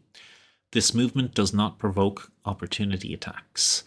So that is pretty useful for like the setup for following around, or the setup for some sort of combo with your party. Yeah, I can't think of any particular spells or anything besides maybe Scramble, but that's quite a higher level spell and hits more targets. That lets you move around multiple enemies within an area like that. Grasping Architecture. It's an action. You can only use this 2 times per your Rainbird Command. So it lasts for 1 minute. That means 10 turns. Only 2 of those can be Grasping Architecture. Stone hands, roots, and iron fixtures surge from the dungeon floor. Choose a point you can see within Rainbird's Command. Each hostile creature within 10 feet of that point must succeed a strength saving throw or be restrained until the start of your next turn. A restrained creature can use its action to attempt a strength athletics or dexterity acrobatics check against your spell save DC, ending the effect on a success. Yeah, so that's another really powerful one as well. That's why I kind of limited it to 2. Essentially, it is a AoE restraint. It feels really powerful, but keep in mind that Web, I believe, is a level 1 spell that does essentially something similar. But it's not against your spell save DC. This one is against your spell save DC, and that can get mighty high if you're speccing correctly, like Charisma for Warlock. Now, this is like your big damage maker. You have 10 rounds of Rainbird's Command. Trying to get 10 Rainbird's Judgment is sort of the min-max damage play. It is a reaction. Once per round, the dungeon punishes Defiance. When a hostile creature within Rainbird's Command becomes restrained, grappled, knocked prone, or moved by forced movement, you can use your reaction to unleash the Rainbird's Judgment upon it. The target takes 4d10 force or psychic damage, your choice, and must succeed a wisdom saving throw against your spell save DC or be frightened of you until the next turn. Yeah, so that is your big chunky hitter. Basically, what you want to be doing in combat is setting up as many Rainbird's Judgment as possible with your other abilities. Yeah, that's essentially what you want to do. Now, it does go off forced movement, so you could do things like an Eldritch Blast with the push or the pull invocation to get that forced movement. Then I guess your bonus action is free for something else, and then use your reaction on Judgment. Maybe use your bonus action on Misty Step to get the heck out of there. It's also not a spell, so it doesn't count against your spells. It is an ability. And 4d10 force is essentially an extra Eldritch Blast in one go. Also, let's see. Also, it just hits. There's no rolling to hit. There's no save against the damage. So you really want to be setting up as many Rainbird's Judgments as possible. Loyal Architecture, and this is basically your emergency save button. I've been trying to reword this to be clearer, but I keep kind of stumbling on it. But I think it's a little more straightforward now. It is a reaction, and it is 1 use per activation. The dungeon shelters its master. When you take damage while within Rainbird's Command, so that's anytime you take damage, you can use this once. You can use your reaction to gain resistance to all damage until the start of your next turn, and until that time, opportunity attacks against you are made with disadvantage. So once when you take damage, you can make yourself pretty unhittable for the following turn. You might be asking, well, if you're resistant to all damage and you're going to like run away from, say, a big thing you're next to, why would you care about the disadvantage on opportunity attacks? That is because there are a number of opportunity attacks that can stop you dead in your tracks, meaning you're still stuck next to a big thing and can't run away after your resistance to all damage is gone. I only saw the stream notification now. You're grand, Ymir. You're grand. It's a Sunday stream. It's not my usual scheduled time. You're cool. You're cool. Have a cup of tea, have a biscuit, and chill, enjoy. I just went through the Grizzly Bean playable race, and I went through the Grizzly Bean monster race, and we're kind of at the end of the Warlock Rainbird subclass. I just have like literally 2 more lines to go of that, and then it's just like the Pact Boon option and the invocations. And there's quite a few of them, but I should be through that quite quickly. So, it's all chill, it's all groovy. I've had Indy here to keep me company. She's coding away. I'm sure Nemia is around here somewhere. Under the under the table or around the couch or somewhere. I don't know. They're an official bean now. They're allowed to wander the dungeon. Yeah, there we go. Namia's been here the whole time. So yeah, no worries. Emer underscore here says my favorite playable race is Emer IRL, where you get the needs burgers debuff and sleep a lot.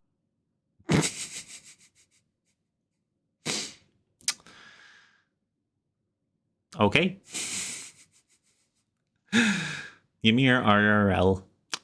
That's your subclass. Did that? I didn't hit the button. That just auto-played. Hang on. Huh. Okay. TTS is a little bit broken. We'll ignore that. It played. That's what matters. Oh, thank you for the hydrate, Namia. Someone cares about me, Ymir.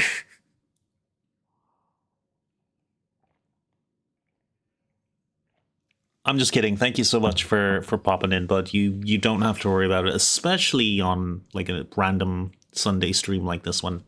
I just felt really bad that I didn't get to do my Thursday stream, and I really wanted to because I was excited to show all of this nonsense off that I made over the holidays. We just oh yes, right. Loyal architecture is the ability I was talking about.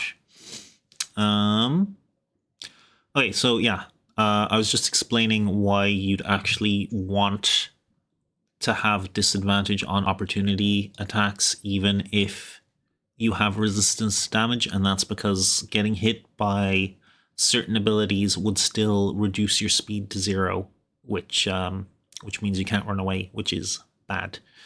So this gives you a higher chance of getting away. I was so tired after my driving lesson, I just stuck my headphones in and played Darkest Dungeon for most of the day, to be honest. That's a pretty good way to spend the day, to be honest. Darkest Dungeon is pretty rad. Never actually finished it. I really must get back to it.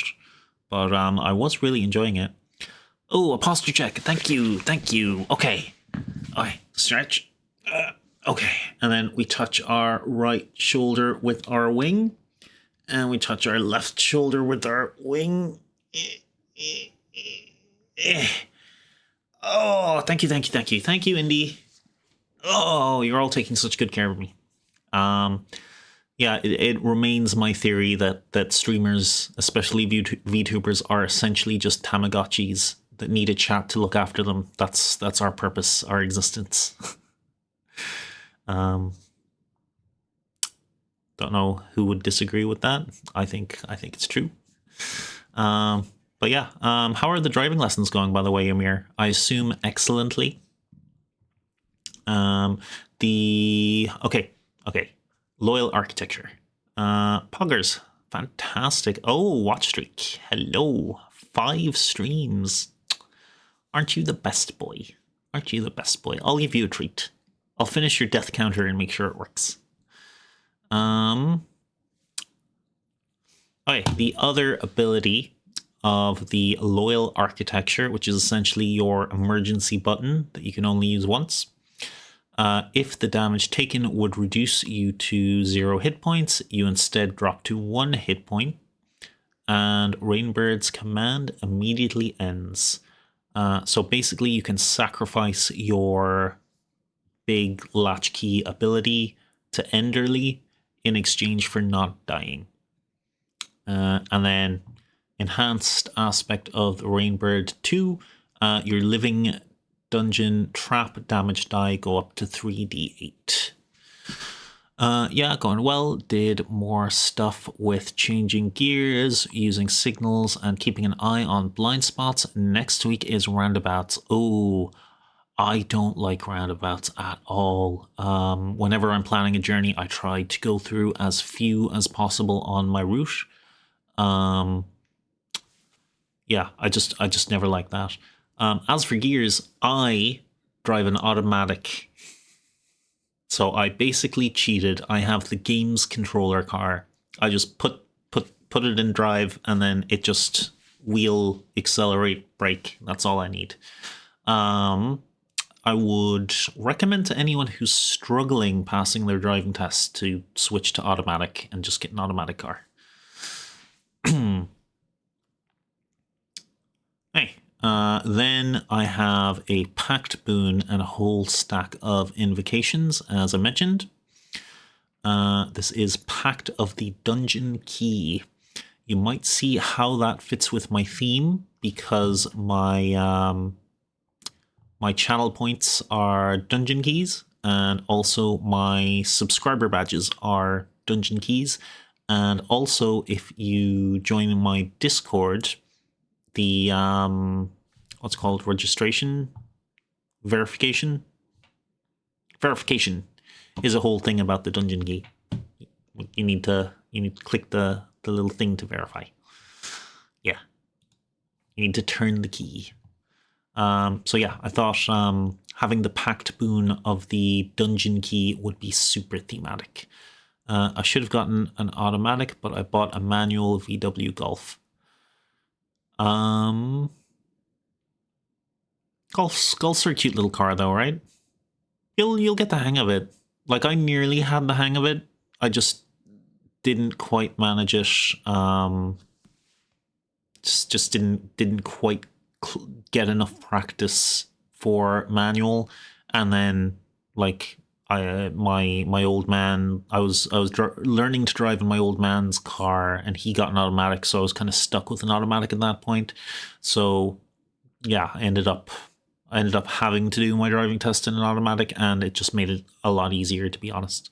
And then I got an automatic of my own, which is a little Nissan March, which is Grizzly Bean Green.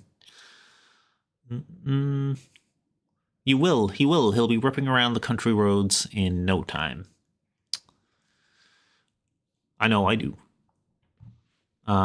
Within the speed limit, Twitch, I drive the speed limit, I drive the speed limit, shh, I drive the speed limit, as far as anyone knows. No follow-up questions. Okay, Pact of the Dungeon Key, which is your Pact Boon. So warlocks can pick a Pact Boon.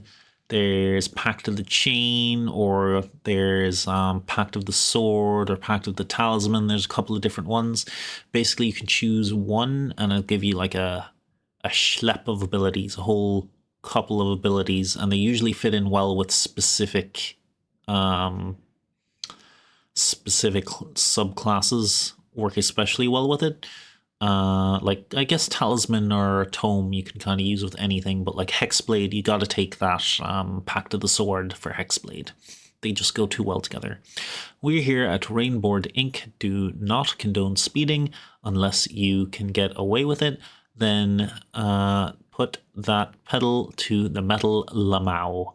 Yeah, exactly. Just speed safely at a safe speed, which is the speed limit. Actually, I gotta say, in my rural area, there are a whole bunch of places where the speed limit is 60 and the safe speed to travel is like 40 or less. Like series of blind corners, two-way roads where only one car can fit, and people will come the other direction at 60 at you. So I'm actually a moderately safe driver. Just sometimes on the main road, there's a big straight with a curve at the start, and the speed camera van is usually at the curve, and then once you've gone past the curve, you're past the speed camera van, and there's just like a big long straight for a half a mile. And I don't think I can be blamed if I happen to just push the accelerator just a little bit down, just a little tiny bit past, you know, the speed limit. I mean, is 82 really that much more than 80? And by that logic, is 83 really that much more? And is 110 really that much more than 80? Who said that last one? I didn't. Okay. Boons. Boons.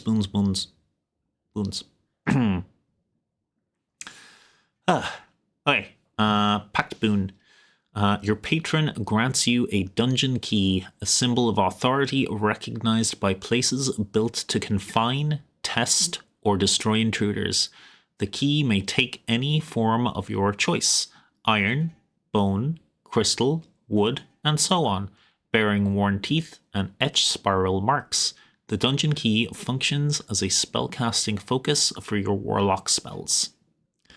If your dungeon key is lost or stolen, you can perform a 1-hour ritual to recall it.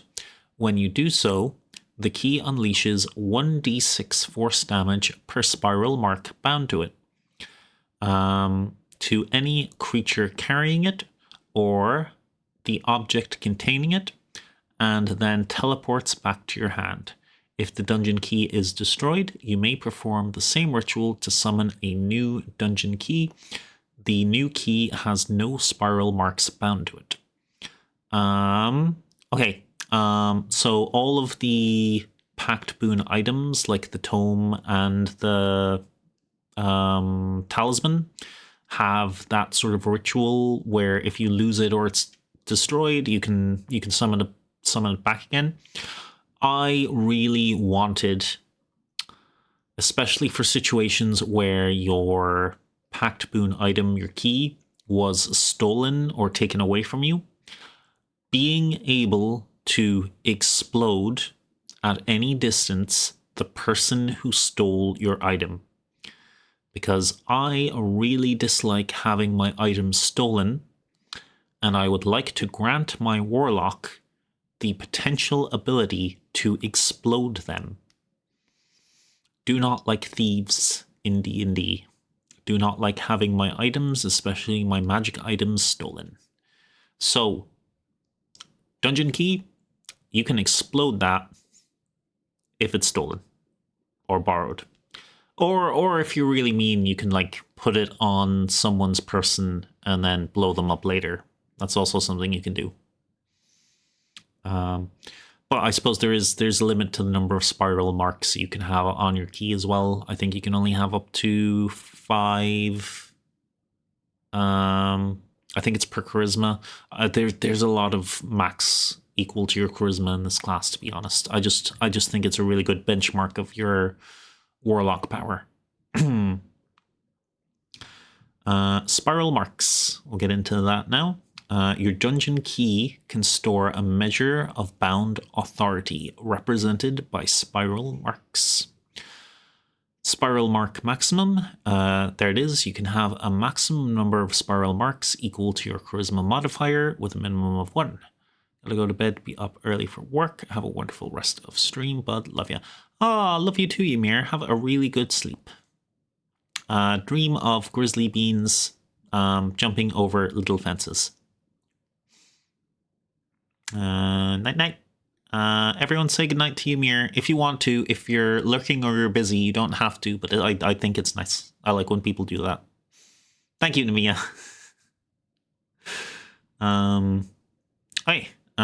Gaining spiral marks. At the end of a long rest, your dungeon key gains 1 spiral mark. So essentially, if you haven't been spending your spiral marks and you're not maxed out, you can like gain them over time. Especially if you have a couple of sessions without like combat or you're not using your abilities. Once per turn, when a hostile creature fails a saving throw against one of your forced movement effects or trap customizations, you gain 1 spiral mark up to your maximum. I think that's pretty cool because I give you some invocations that give you more abilities to spend your spiral marks on different things and different ways to gain spiral marks. So, you know, depending on your build, you might only get like 1 spiral mark per turn and then be able to spend it on the next turn and then gain 1 on the next turn. Or there are builds I kind of see that you could theoretically build where you'd get 5 spiral marks in one go and then use a bigger ability. And I'm still balancing this a little bit because I kind of go top to bottom in this document. In Indy, it's Ymir that went to bed, not Namia. But I'm sure Ymir saw it though. Hey, where was I? I did gaining spiral marks. You cannot gain more than one spiral mark per turn this way, but will be other ways to gain spiral marks, as I mentioned. Dungeon key features. You're grand, Indy. You are working away on coding. You are doing a good job. We're all very, very proud of you, rooting for you. You're doing a good job. That's what matters. Hey, dungeon key features. So with the default boon, these are the features that you will get. While you are holding the dungeon key, you can expend spiral marks to invoke the following effects. You are most welcome. Dungeon Sense. It costs 1 action. It costs 1 spiral mark, and its duration is 1 hour. I kind of listed these out like spells because I feel like they're very similar to spell effects, except, they're not going to take your concentration or spell slots. They use your spiral marks instead. You gain an uncanny awareness of constructed spaces meant to be traversed, defended, or concealed. For the duration, you have advantage on wisdom, perception, and intelligence investigation checks made to detect hidden doors, secret passages, concealed compartments, traps, and false architectural features. Additionally, if you pass within 5 feet of a hidden door or secret passage, you are aware that something is present, even if you do not immediately discern its nature. This feature does not reveal how to open a door or how to bypass a trap. So that's 1 spiral mark, and it's a duration of 1 hour. So that's kind of one you can slowly spend your spiral marks on over time while you're kind of hunting through a dungeon. Keyed Authority. Respect my keyed authority. 1 action. It costs 2 spiral marks, and its duration is 1 minute. Your dungeon key carries limited recognition among dungeon mechanisms and defensive constructs. For the duration, you gain proficiency with Thieves' Tools. If you already have proficiency with Thieves' Tools, you instead gain expertise with them. In addition, when you use Thieves' Tools to pick a lock or disarm a trap in a constructed environment, you can use your Charisma modifier in place of your Dexterity for the ability check. So that's basically a nice ability to have if you're into lock picking, if you're into opening the doors, opening the chests. It's like a 1 minute buff, and because you're a warlock, so your main stat is probably going to be charisma over dex, you have an option to do that. And also, the proficiency or expertise is a nice bonus as well, especially you're a warlock who can have no good skills for lock picking, and because you have the dungeon key in a particular environment, you suddenly have the authority to open doors or the ability to pick locks. That's something I really like thematically. For it's a magic key, of course you can open doors, don't be silly. Threshold Awareness. This one you get just for taking the boon. It is an always active ability. No action required. You instinctively understand the intent behind doors and barriers. When you examine a door, gate, sealed passage, or similar threshold, you learn whether it is mundane or magical, trapped or untrapped, intended to keep creatures out, keep creatures in, or bar passage entirely. This feature does not reveal the nature of any trap or the means of bypassing it. I super like that as a free basic ability. I would love this as a DM because it's basically free. Here you can drop some lore or some story or information. It's as me as a DM, I'd give this 10 out of 10 as an ability or feature. I love it. Then we have Lock the Way. Once per turn, when you force a creature to move using your class feature or a warlock spell, you may expend one spiral mark to impose one of the following effects on that creature, your choice. The creature's speed is reduced by 10 feet until the start of your next turn, or the creature has disadvantage on the next opportunity attack it makes before the end of its turn. You can apply only one lock the way effect per turn. Yeah, you can only use one per turn. Okay. Darn. Excuse me. That was a lot of reading. I'm gonna take a hydrate for a sec.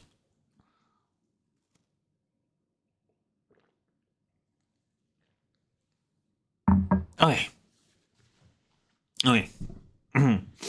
And then the last ability for our boon is a expanded key spells. When you choose the Pact of the Dungeon Key, the following spells are added to the Warlock spell list for you: Knock and Arcane Lock. These spells count as Warlock spells for you, but do not count against your number of spells known. So, you're a Warlock, you have like 2 spell slots.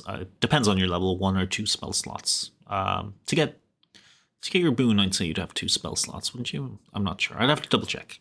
You have very limited spell slots, but in your spell list with this boon, you get Knock and Arcane Lock, which are spells I think a lot of people sort of skip over taking, but they're always super useful.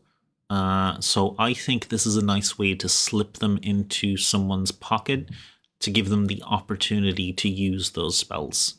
Knock essentially opens a door. Arcane Lock essentially magically locks a door. That's pretty much all there is to it. I think it's your spell DC to open the lock again, or you can dismiss the spell. Okay, and now we are into the Eldritch Invocations. So I am nearly done, which is pretty good because my voice is starting to go. There's essentially like a little buff to... Oh, there's actually so much. There's actually so much. I don't think my voice can hang out that long.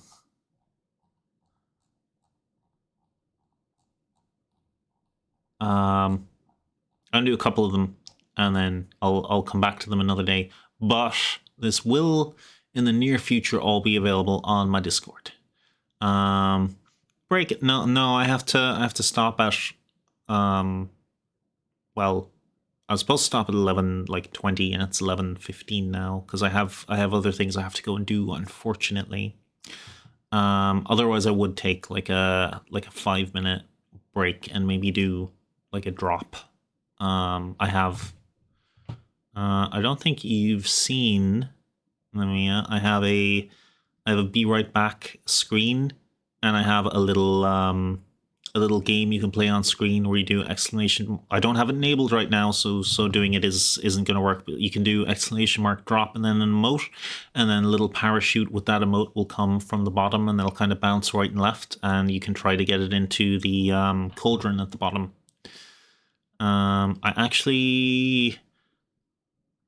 It's actually free. It's a free little app, indie. That you can just install, like you put in the browser thing. I'll enable it. I'll probably show you guys it and then kind of wind down and then close up. Reset drop, is that it? Yeah, and if you go drop space and then emote and then enter, I'll give you a link to it, Indy. You can set it up on your BRB page or whatever you like. They actually have a couple of games, but this is like the most straightforward one. It's the easiest one to explain on stream as well. Oh no, I bumped off the edge. I was so close. Namiya coming in with no lateral movement whatsoever. Oh, I tried blowing it to the side, Namiya. We didn't get there. Oh, you got a lot of movement. It does feel like it's affected by the emote's weight just a little bit. Oh, and we have a Dulcie dinosaur coming in as well. That was...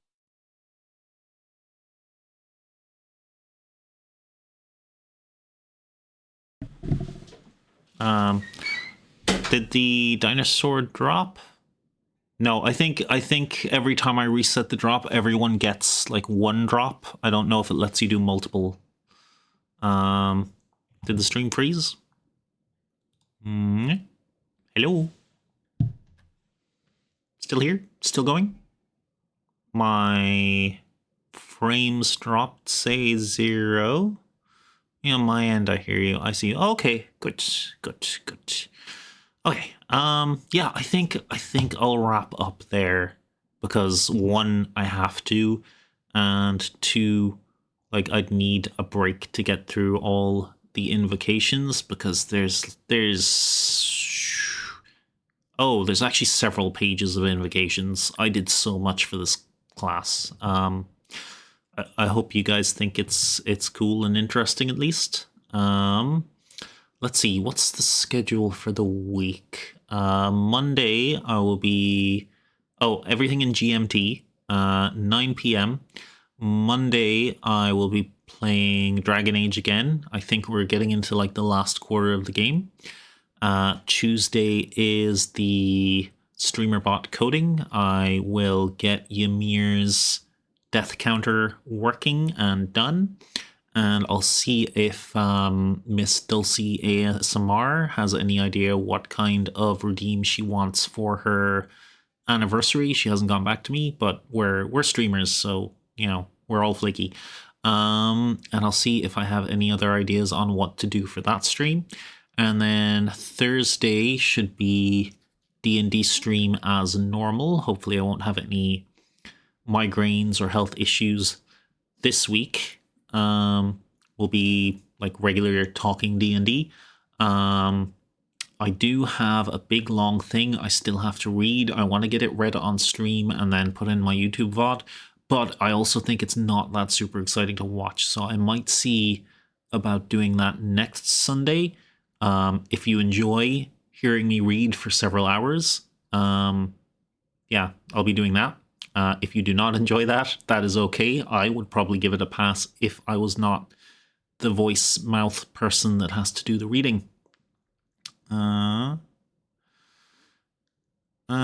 That's totally fair. Talking for a long time is very straining. You know, it's actually reading specifically that I feel like really kind of burns the bottom forward of my voice because I'm trying to not read very monotoned. If I read it really monotoned and just talked in my normal voice, it would probably be fine. But the reading and trying to enunciate everything is a little sore for me specifically. I don't know. I'm weird. I'm weird like that. Okay. We will raid someone, but I think we're gonna raid someone chill. Because Indy is working away. Someone ASMR-ish, I think. Does that sound good to you guys? What's your preference? You are the viewers. Is there anyone you are a fan of who you would like me to share my community of you guys with? I'm just going to open up the raid thingy and have a look who is here, who's on right now.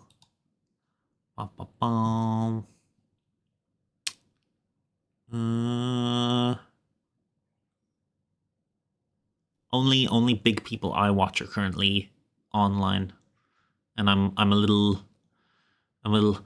frightened of reading like really big people, like 800 to 1,000 something viewers. I like to stay in my lane a little bit. I like the like 10 to 100 viewer range, like maybe 200 if it's someone I've interacted with before, but brand new big people, no, too big. Let's have a quick look for someone. How do I search again? Oh, there we go. Do the same thing. I'm like, I can't raid this person. They're too cool. I know. And there's so many people that are like, I'm a fan of you. Like, I'm gonna raid. I'm gonna spend a couple of minutes at that person, and then I'm going to I'm gonna go watch the other person that I wanted to raid. Yeah. Let's look for someone doing D&D stuff, maybe. Put in D&D and ASMR. I don't know if those two work together. Although I have done similar before. Just search Twitch. Just work Twitch. Fighting with Twitch is actually the worst. Yeah, that'll do. Okay. A live fireplace comes up as the first option. That's great. Bum, bum, bum, bum, bum. Relaxing aquarium. That actually sounds kind of based. Do you guys want to watch a live aquarium? I kind of want to watch a live aquarium. Sure. Okay. Let's raid aquarium _ relax. Yeah. This will be fun. I'm gonna chill out for a bit there. Me not realizing that some D&D streams might be for ambience. Lol, that sounds fun.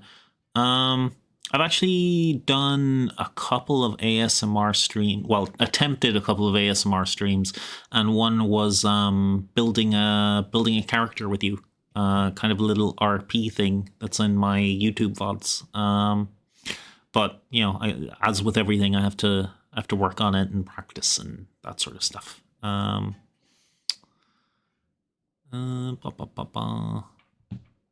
Okay.